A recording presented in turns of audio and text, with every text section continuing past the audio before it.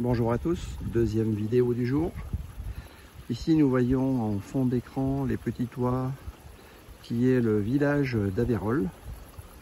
Voilà, qui est un très beau village à la montagne. Et bien entendu en fond d'écran de magnifiques paysages.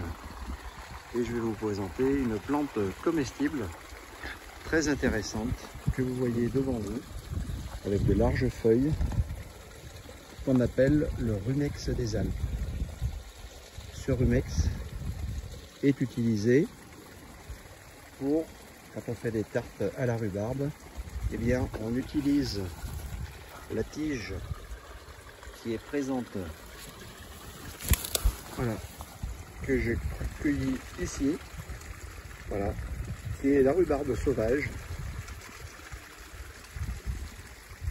que l'on enlève, pareil que la rhubarbe, on enlève les fils avec un petit couteau d'office, et ensuite on coupe des petits tronçons. Alors bien entendu ça peut être fait soit dans des tartes à la rhubarbe, donc rumex sauvage, soit on peut faire bien sûr une confiture de rhubarbe sauvage au rumex.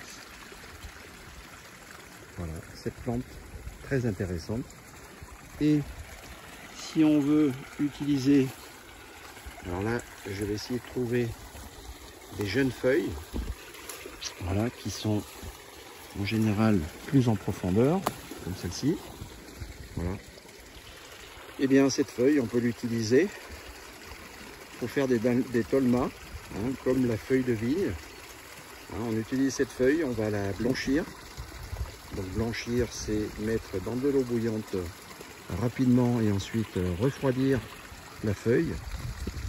Et on peut utiliser cette feuille soit pour réaliser des lasagnes végétales, soit utiliser bien, des tolmas. Donc on va mettre à l'intérieur du riz, hein, qui est cuit un peu plus que la normale, et accompagné dedans on peut mettre aussi bien du poisson, de la viande, des épices et plein de choses.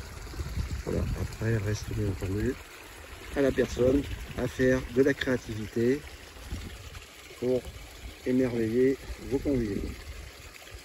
Voilà, le rumex sauvage, qui est la rhubarbe sauvage utilisée naturellement, voilà, et qui est moins acide que la rhubarbe de nos plantations.